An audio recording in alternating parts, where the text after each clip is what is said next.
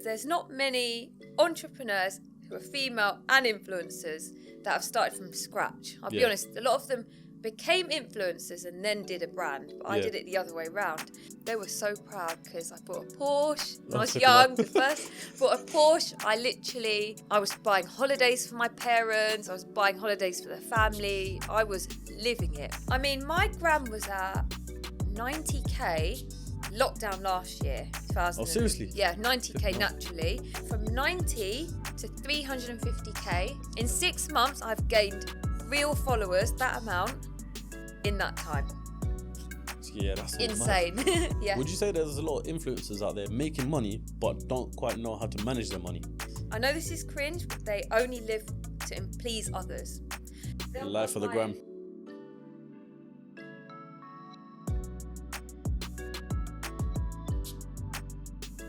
Right, so welcome back to the CEOCAST. I'm your host Raheem, and today I'm very, very excited to do this podcast because not only am I with someone who has about 10 different businesses, an entrepreneur, and successful in their own right, in their own field, but I'm excited because it's the first female that I'm recording with in person. Yeah.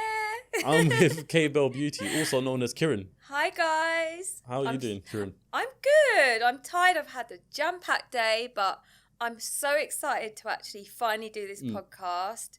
We've been talking about it for ages. Yeah. I want to thank you for coming here. I mean, you've got a lovely shop that we are in. I suppose that's how we should start off, to be fair. What is it that you do exactly? So I do everything. I'm one of those girls that will try every business and see which one works. But I am a hair and beauty entrepreneur. So that's what I specialise in. And today you're sitting in GL Hair, which is it's the retail unit for hair extensions and hair products, as you can see. And we've got a warehouse here and a salon. So sweet. You're here. Sweet. So where did this, I mean, like you said, following up from what you said, where did this all start from you then? Because I read, and this is in one of your press highlights on Instagram, okay, that you've got a degree in computer science? Yeah. Am I right? Or computing business? Computing and business. Computing and business. Yeah. So where did the whole business side of you start from? To be honest, this is actually going to be really funny, but so obviously I did a computing and business degree, and that went okay. Still, I don't really like hardcore studying. It's not my thing.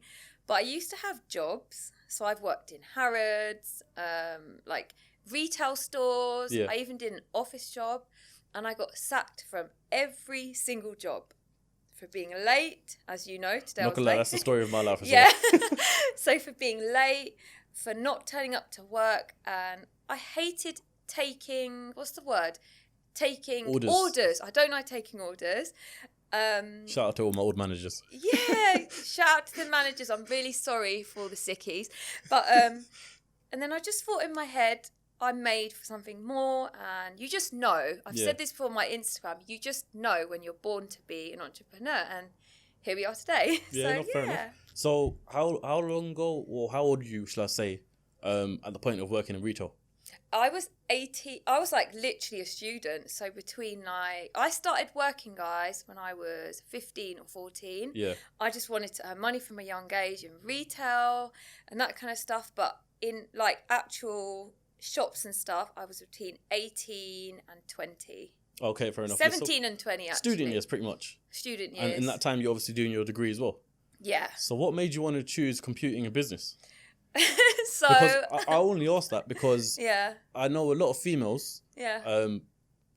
Don't mean it like that, but I know some females and they don't usually choose computing and business. And to be fair, you're the only female I've known. Yeah. To choose computing and business. It's true. So. I'm not going to lie. I was one of 2 females in the entire class for computing. Which is good in a way because I never had to do coursework, so it got done for me. But I chose it because, honestly, I didn't know what I wanted to do. I wasn't one of those, I want to be a lawyer, doctor, dentist. I did not know. I never thought I'd end up in the hair and beauty industry. Yeah. I just never thought it because I think my parents never encouraged that. They just always said, go down this route or that route. I just did it because it's generic and you just feel like it's a skill that will never go out of fashion. It's timeless. Yeah. So, that's why you chose that. Fair enough. Yeah. And when you were doing that, is that when you started to think, I'm going to become an entrepreneur? Because you're working at the same time in uni learning about business. So yeah. So, I mean, I'll tell you the story. I was getting my hair done and I was at uni. I met a girl from China. She was doing my hair and I was intrigued. And I was like, oh, because I've never had thick hair. My hair's always been quite thin. So she did my hair extensions. And I remember thinking, this market is untouched in the UK. And I just knew in my head it's going to make money. And if you actually check the size of it, it's huge. This market is booming. And then I literally so I came out of uni. Yeah. I had minus thousands of pounds in my accounts. I was in debt. Like, I had to call my dad. Was that just because of student life? Student life. But yeah, literally, I came out and I just... Where was I? Sorry. It was about... When you come in uni and starting your business, for example, and you have hair extensions... Yeah, it was because I was getting them... So I was getting them done by one of my student peers. So she was in a class with me in business. And I just thought, hang on a sec. There's money to be made, and that's where I invested. I saved and invested £500 into this business, and did a course and stuff. And I literally started from the bottom. When I mean I had to trial everything, I've been like abused, stolen from, everything. Not abused literally, but I mean like in this industry, like it can be cutthroat, because when I started, there wasn't many people doing it. There was like 3. Yeah. How long ago did you start? This was like 8 years ago. Okay, fair enough. Okay, so it's been a long time. It's been a long time. And now it's like everyone's doing hair and beauty and stuff like that. But that's where it started, I'd say, from when I thought in my head, there's a huge gap in the market. For it, fair enough. I'm going to ask a question, and I know it might sound really dumb to you. I'm asking it on behalf of myself and the guys who are watching it. What exactly are hair extensions? Okay, so can I show the pack? Yeah, go on, feel free to. Okay, guys. So got the products hair here ready. Extensions, I got them ready. They're all here. Hair extensions are literally, I mean, it's hard to explain to a guy, but because we do 12 different types. I mean, it's just literally human hair. Yeah. 100% human hair. It can be from any country, but we specialise in the highest quality hair. And it's just for you to put on your hair to make it longer and thicker. Just an extension. It's just an extension. It's also for thickness, for length, for those who've suffered from hair loss and alopecia and stuff like that. But in England and in Western countries, I would honestly say like almost every female, especially Caucasian, has tried hair extensions. So they are popular.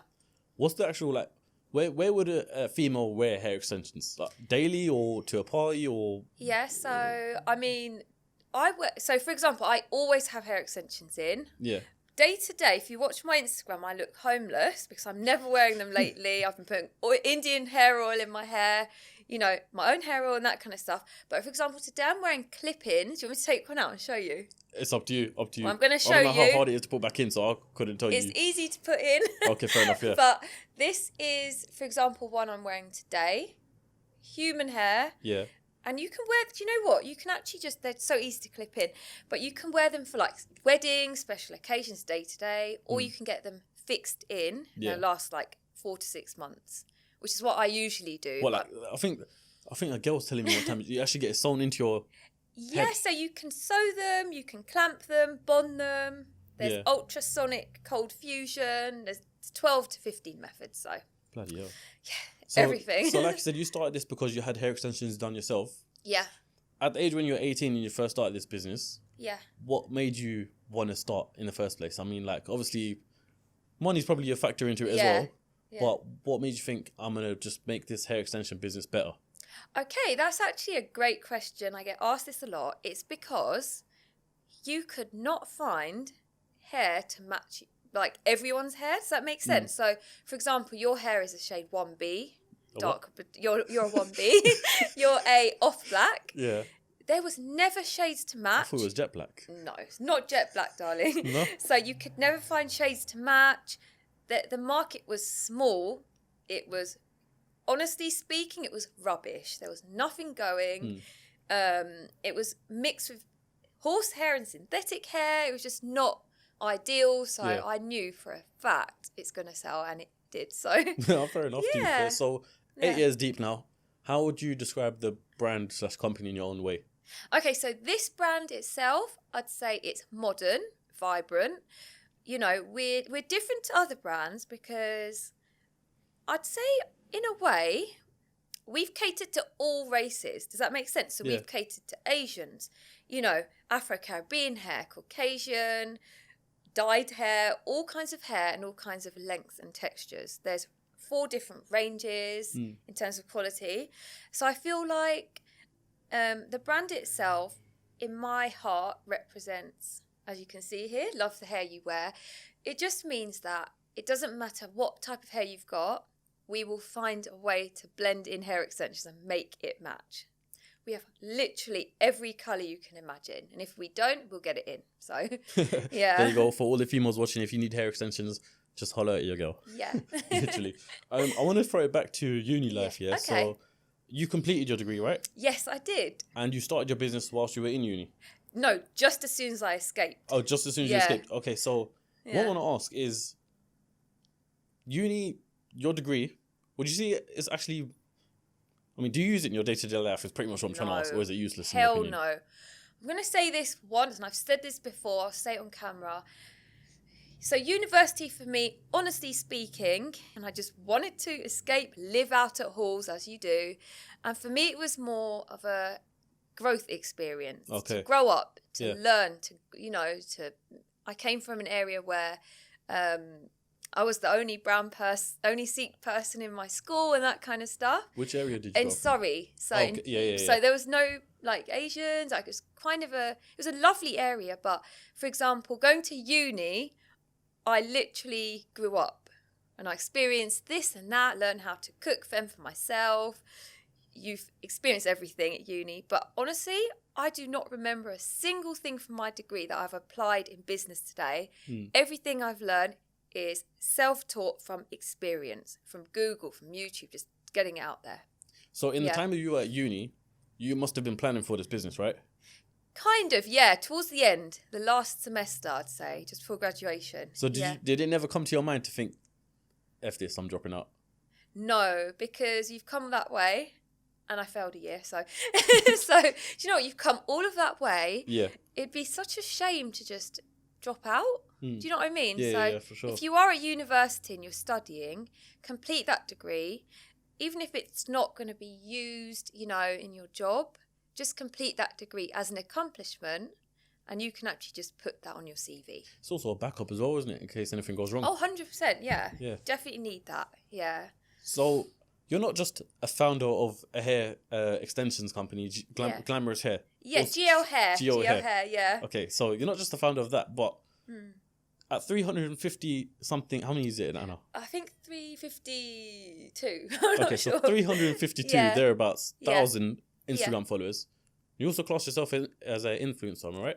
Yeah, so I mean, I don't like that word, but do you know what? I wanted to ask you that. Yeah. About the word. Do you know what? In a way, like, you are influencing people. Yeah. For example, I put up a story about, you know, a product I've used on my skin.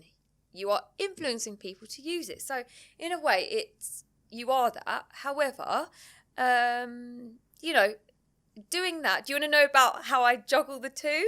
Yeah, go on. Because this is you're the first influencer I've had on the podcast pretty much. All right. So I want to know the day-to-day life of an influencer. Oh my God. Because influencers make some serious money. Yes. Now, I'm not asking you to say the figures or anything, but I just want to know what actually goes into being an influencer. So I'm going to be really frank, because there's not many entrepreneurs who are female and influencers that have started from scratch. I'll be honest, a lot of them became influencers and then did a brand, but I did it the other way around.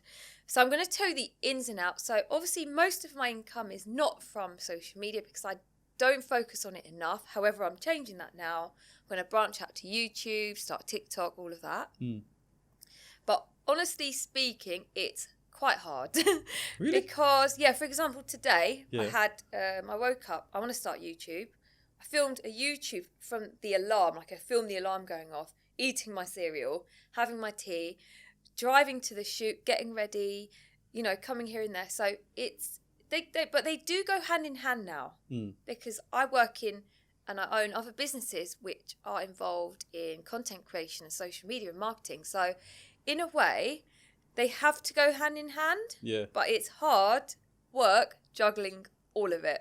I just want to ask you something because you said filming your alarm pretty much. Yeah. So, I mean, do you know, I'm just going to leave it like that. To be fair.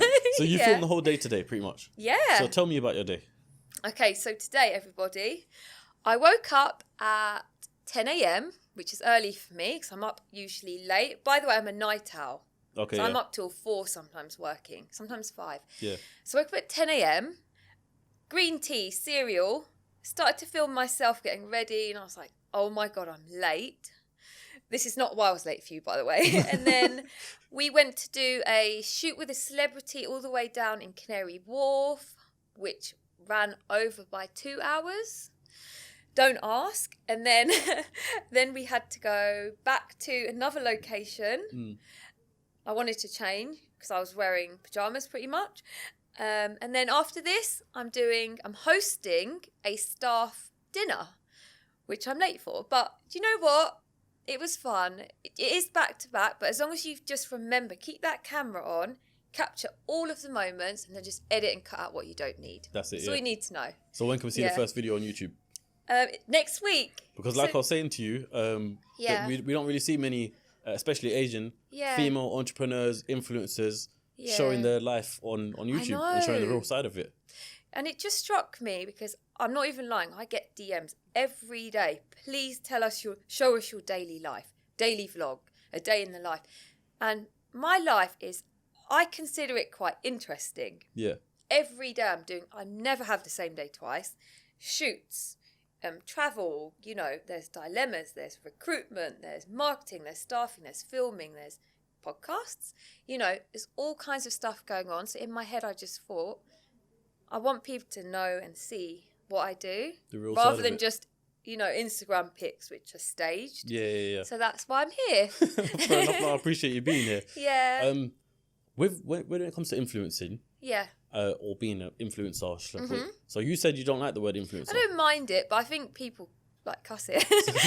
So what would you class yourself as? Blogger. Blog, okay. Blogger or content creator. Yeah. Because I'm creating content. But I suppose, influencers just, I don't mind the word myself, but there's all these headlines slating influencers. Yeah. So I don't want to be called that or associated, just in case. So, like I said, you started 8 years ago. Your Instagram now is at 353,000 followers. Yeah. How has it been growing to 353,000 subscribers, followers? Because that's a lot. And it's a lot, yeah. I saw on your website that is basically you could help people grow their Instagram. Yeah, so obviously I'll give you the plug and the tactics. So my gram was at 90k lockdown last year, 2000. Oh, seriously? Yeah, 90k naturally, and then it grew quite rapidly in lockdown because everyone was sitting at home, and I grew about 30,000 organically. Yeah, and then there's a company called Social UK. So they've helped me to grow my Instagram from 90 to 350k, or 100 to 350k since last September to now. What's that, 6 months? Roughly about that, yeah. 6 months. 6 months, I've gained real followers, that amount, in that time. Yeah, that's all insane. Insane. So, and just remember, a lot of people are I don't want to grow my gram, I'll just do it slowly. But the more, in my opinion, the more followers you have, obviously the more, the more business you can get in life, the more you can help people almost. And a lot of stuff I talk about is about health on my Instagram. I was going to ask you, what do you think of the correlation between having followers and how your life has changed? Would you say your business has inclined as well as whilst the followers are going up? Yeah. How, you tell me how it is. Yeah, so having followers. So the business itself, this business been around before Instagram. It was literally around before Facebook. Well, actually, it started with Facebook, but before Instagram. For example, I put a hair tutorial up 2 days ago. I had loads of girls DMing me about the hair. it's inclined with it. So as I've grown, my businesses have grown with me. Yeah. Does that make sense? Yeah, So for sure. it was the best decision I ever made to actually get Play Social to help me grow my gram. Fair enough. You should do it. Maybe one Yeah. day. I want to throw it back to when you first started, yeah? So you first started, like you said, 8 years ago. Yeah. What was that process like for you of first starting, and what was your goal for when you first started? Okay, so, I mean, when I first started, I actually found my business, it's not even a business plan, it's not a manifestation list, a list I do every year. Yeah. I want this done by the end of the year. And I found it. I do the same thing, so I know yeah, what you're talking about, it's so good because I think subconsciously you just know in your head, oh, I need to get this done. I want this car. 100%, yeah. I want to move, buy a house in LA, this and that. So I feel like when I first started, I was naive. Yeah. I got robbed left, right and centre by staff, by clients. You know, it was up and down. But yeah, I would say this brand itself, like, I don't fully work on this brand, but if I did, I could take it elsewhere to a higher level. But I have so many different businesses.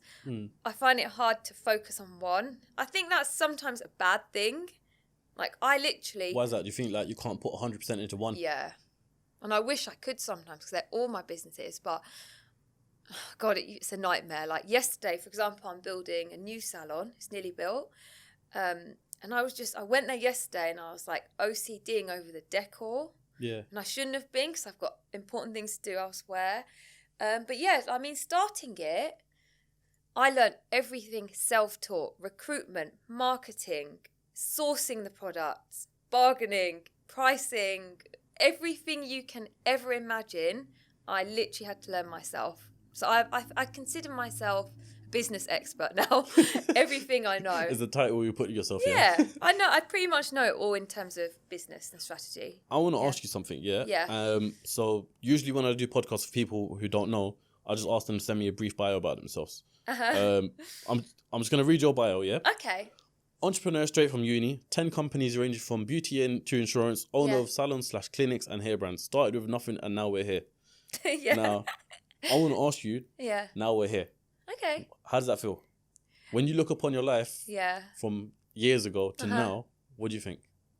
I'm so proud. Honestly, like, sometimes I look back and, do you know when you're working, you don't see everything happening. You just work, and then I just sometimes, like, there's so much, even from outside of this business, you don't see, like, things I've done. I've talked on stages, on beauty stages, and I've been, like, the youngest one there. Talked to thousands of people without any fear, like that kind of stuff. Honestly, look, like, now I feel proud, and I never, a day in my life, never a single day I don't feel gratitude. I'm so grateful and so proud of myself. Yeah, see, I need to have moments like that as well, because I find that whenever I'm doing something, you're so caught up in whatever you're doing that you don't reflect on what you've done the day before, the month before, or something like that. And then you know, sick when you have Snapchat memories pop up and then you're like, okay, I was like you're that. Like, oh yeah, literally. I did that. So, as well as in the bio, 10 companies. Yeah. So we discussed Geo here. Yeah. Would you say influencing is one of them, or Instagram, social media? No. Instagram's not a company for me. So I've got. But it's income at the end of the day, isn't it? It's still an income. That would make it 11, darling. So okay, fair enough. All right. So add it to 11 then. So I mean, I've got a hair extension brand, which you're here at. Yeah. I've got a beauty company, which I have never plugged on my social media, but you're about to see it plugged. Yeah. So I am building a 4-story content salon. It's going to have, every room is different backgrounds, lighting. So when we get people in, all they want to do is film YouTubes, TikToks, all of that. And it's literally down there. I want to show you after this. And I just feel like, I do everything. So I'm involved in insurance. Just a quick one. Before we move on to the next companies, I just want to ask you, what gave you that idea? What, beauty? Yeah. The content thing? Yeah. Because I actually personally work with hundreds of influencers, like high profile, TV stars. That's what I do. Yeah. And it's not always on my Insta, but that's what I do. And they all want places to take pics. why not incorporate it into a salon and everyone's talking about? So this is going to be done this year and it's going to blow up. It's all pink, but there is some male areas. So there's some white and black areas, but it's all pink. It's going to be stunning. Yeah, I'm excited about that. No, fair enough. Like I said, pink's your favourite colour, so if you flood it with pink, why not? Why not? So you got that going on, and then like you were saying, so other ones. So I've got, marketing businesses, influence businesses, PR, insurance, and a few others, but they're all different. They're all kind of in the hair and beauty sector. Yeah. That's the main thing. So with the insurance, it's literally like hair and beauty insurance. What do you mean hair and beauty insurance? So if you want to do hair, you're going to need insurance.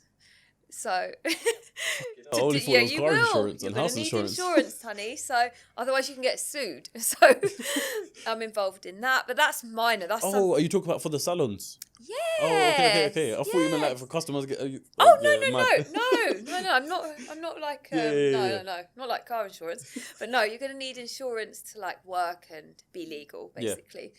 So I'm involved in that, but that's something I've never worked on. I'm just there, sitting there, someone else doing it, but. So I most of my focus is in literally hair, beauty, social media, 3 things. Is that something that you'd say you're deeply passionate about? Yeah. And when, obviously that's, so you're women, you're a girl. Yeah. Or woman, lady. Would you say that's something that's always been inside of you anyway, just because of the fact that... I mean, I've always been into, like, looking good, always had my nails done. I'm not, like... an obsessive girl that has to have everything done, but I've always been a girly girl. Would you say it's more of the feel-good factor? Yes, feel-good factor, and also, for example, if I have a blogger in tomorrow, I'm going to know exactly what would look good for her. Does that make sense? Or a client, doesn't matter who's coming in. So feel good, look good. Oh, fair enough. So as well as the brands that you've got, you started investing into property. Yeah, so... What made you make that decision? So I'm going to tell you a story now. So when I first made money, a few years ago, I started buying, like, designer bags, designer shoes, watches. Like, I was doing what every other girl would do. Like, I had so many Christian Louboutins when they were in fashion. Chanel bags, this and that. And in my head, I just thought, it's not really... It's not life. It's not giving you happiness and content.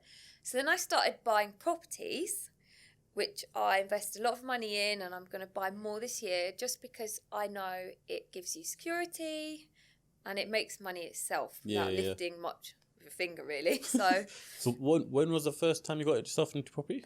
Literally 6 years ago. Okay, so quite a while ago.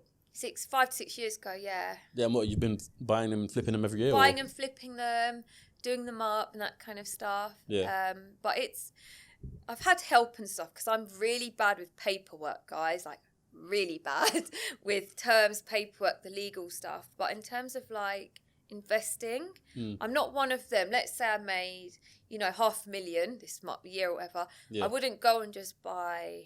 I am going to buy yours this year, but I wouldn't just buy like loads of bags and do what everyone else does because it's an empty life. You need to invest in your future. That's how I've done it. So for your future family and everything as well. 100%. Yeah. What does it mean for you to be an entrepreneur? Okay, so it means... I've got to clarify that I don't like that word, so I'm going to say businesswoman. Businesswoman, okay. As in what do you mean by what's it mean? Like... So, like... What do you feel like it represents, as in for a female, for yourself? For a female, it represents female empowerment. Yeah. So, for example, to be honest with you, I've never had, like, even though I've always been an entrepreneur for years and stuff, I've never had men looking down or anything. They've always encouraged me, even friends of mine.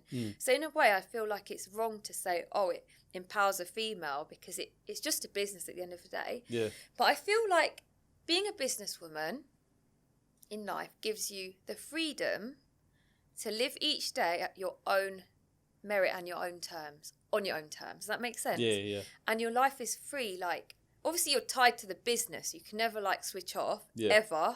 Never, ever switch off. Never, no. Not even for a second, unless, actually, it's so funny, because there's a saying that goes, like, forget working a 9 to 5, I'm going to work for myself. And then I think people forget to realize that when you're working for yourself, there's no 9 to 5, of course. No. Because it's 9 to 9 Never and 24/7 hours brain running. But the flip side is, even though you never switch off, you can enjoy things that maybe others couldn't, and put your knowledge and your money elsewhere, and then live a slightly cooler life. That's just it. You see that combined with being an influencer. Yeah. How does it work? Because influencers, a lot of businesses, they want influencers around, whether it's a restaurant or a bar or something. So, I mean, you've got the lavish life of business. Yeah. But then, could you potentially get some stuff for free as being an influencer, getting free food and stuff like that? Do you know what I mean? I have done that, to be fair. Do you know what? Why not? If Yeah. I'm like in the area, I'm like, why not? Sometimes it's been awful, but most of the time it's been good. So yeah, I kind of try and separate the two. Yeah. Like, because people, like, I know this is crazy, but I think brands get scared when they see entrepreneur. They think, oh my God, she's going to be this and that. But really and truly, I have two sides to myself. I actually have three. I have influencer / content creator. That's one persona. Yep. That is my social media. Then I've got the real me, which is working, look like crap every day. I never look done up, ever. And then, the third one, which is serious businesswoman. Yeah. And that's when I work really hard and stuff. But I'd say, I get reached out all the time for freebies or collabs, music videos, TV shows, Bollywood. I get Bollywood every week. But to be an actress? To be an actress. And they're like these big casting companies. Yeah. But I've never taken that path because I can't speak Hindi. So they're telling you to speak Hindi. Otherwise I would. No, but there's a lot of Bollywood films coming out now. They're all speaking English. Yeah, I might. But I've got a few things on my bucket list in that field. Yeah. Which I'll talk about in a sec. But Bollywood, I get literally... I think, do you know with Instagram, this is how I see it. Yeah, go on. And I've always seen it like this. For me, personally, it's a networking thing. I have met so many connections on there that I've connected with, actually made money with, made them rich. I've become rich like that. So I feel like it's a place where I network and build connections. Like, for example, I met you on there. Yeah. That's my main aim for Instagram. Yeah, 100%. Meeting people. That is it. Yeah. No, that's what the thing is. So obviously your business has been around before social media. Yeah. So how has it changed and adapted with social media? To be fair, I'm really lazy with my business social media. Okay, maybe not specifically your business, but in terms of yourself. So before social media, we've just got a friendship group that we know from the area, or people that we know. And then obviously on social media, like you said, we met through social media, and then you meet loads of different other influencers. So how's that changed your life? If you say it would change your life? Honestly, it's sick. Like, I have met really big celebs on there. We've become friends. Like, I bring them in to do their hair. Like, it's helped me a lot. It's really helped. Like, but I do feel though, like, Instagram, you can either just monetize on it. So for example, I could literally make it full time. I know I could and make a lot of money. I know how much every influencer makes. How much? So, I mean, there's TikTokers earning 100 grand a month. TikTokers? Yeah. But TikTok, you can get monetized on TikTok, but I heard that the rate that they pay you per 1,000 views is not from that, from brands. Oh, from brand advertisement. I've paid influencers up to 10 grand for posts and stuff. Bloody hell. Yeah, personally, me myself. What, for GL Hair? Not for GL Hair, for another business. Yeah. So I do feel that the money in social media is insane. Absolutely insane. So in my head, I thought, I've got my whole page set up. This is my next thing. So my next thing on my bucket list, I want to make a hit single. Yeah, I didn't tell you that this. Was completely random. I did not expect that one at all. That's next. So I'm going to work on that this year. I want to record and produce a song. Yeah. So I can sing. I'm not going to sing on this podcast. You might as well give a few vocals. I'm not going to sing. But yeah, literally that's on my list now. And I feel like, because I've got a platform already, it's going to be out there. What makes you... I mean, obviously you must love singing. I sang for 2 hours in the shower yesterday, so I do like singing. Wait, so that means you had a 2-hour shower? Yeah, literally. Not 2 hours, like I was showering, doing my face mask, but in the bathroom unit for 2 hours. Well, so was it yesterday that you decided you want to make I sang Ariana Grande, Justin Bieber, Fleetwood Mac. I was singing that yesterday for hours. So is it just one song that you'd want to make, or you'd want to... I want to start with one song, and I'm thinking either... like a house hit, like a dance hit. Yeah. Or an Asian dance hit. I don't know yet. Get played in the clubs when they reopen. Yeah, so that's my next thing on my bucket list. I'm going to do it this year. I know I'm doing it. Yeah. So, wait for the single. Make sure you download it on Spotify.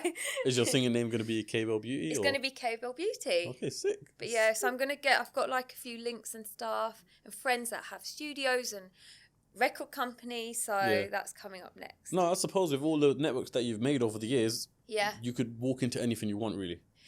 Yeah, pretty much. But you can't just, for example, I think you have to have a good voice. Yeah. There's so many of these singers that auto-tune. Not necessarily with singing, but just in any business venture at all. Oh, yeah. You probably got the network for someone, let's just say you want to open a restaurant tomorrow. You probably got someone that you know who owns the restaurant. Yeah. Or you want to... I don't know, what's another Actually, this is what I'm looking to branch out in, which I think should be on this podcast. Yeah. Can I look into the lens? Yeah, go on. So if you're an influencer or, you've got a really big social media following and you need help with investment and you've got a good business idea, hit me up and let's have a little meeting and I might be able to help you and we can both make money together. Following off that, would you say there's a lot of influencers out there making money but don't quite know how to manage their money? Yes, as in big spenders, float it away. Yeah, because like you said earlier on, there's a shit ton of money in social media. Shit ton. Literally like 100,000 a month. I've literally seen, honestly, every influencer's income because I work really closely with YouTubers, TV stars, everything. Yeah. There's a shit ton of money, and I think there's some people I know personally that have earned a lot of money over the years. Especially from TV. So, for example, even though I got cast for Love Island and a lot of TV shows, Too Hot to Handle, every TV show has been in my DMs. But in my opinion, once you go on one of these shows, obviously you can grow your business, you can grow your brand, all of that. Probably get verified as well. Yeah, I really want to get verified. That's next. Anyway, but I feel like I know people personally who have... I know this is cringe, but they only live to please others. So they'll go and buy a Lamborghini, but don't have the money, and they have literally scraped out the account, maybe got it on lease and this and that, but they can't even afford an Uber. I know people like that, where their money's not managed. So if you have made a ton of money, please invest it wisely. Yeah. No, because like you said, we're talking figures of, let's just say, 100 grand a month. Yeah. Now, I'm not going to lie. First thing I'd probably do is buy a Lamborghini. But other than that, I probably would try my best to manage money. And earning 100 grand a month, with some people who might not have seen that money before, they might not know what to do with it, pretty much. Yeah. I think that's where you need... I have a solid team around me. I've got 2 business partners in almost every business. And they're very smart. One's a doctor. One is a strong businessman. So we're a unit ourselves. Yeah. This is what you'll never see on my gram. I have a very big team. Yeah. And they're like... They all help and guide each other. We all mentor each other. So yeah, of course, yeah. But yeah, defo, you need money mentors. Otherwise, you'll be broke. No, fair enough. Yeah. What's the biggest... If you don't mind saying, you don't have to say it, to be fair. The biggest paycheck you've received from social media? In terms of if you money, don't want to say let me think. Could this be a shoot as well? It could be anything to do with social media. Okay, so I'd say it's been about nearly £2,000 for a brand, and that was literally shoot and stories and posts. That's it. That is it. However, that's without, I'm not working on, as in from one post from on Instagram. Yeah. Yeah, that's it, literally. But I'm not actively working on my Instagram. But as of, I'd say last week, I've now got a manager.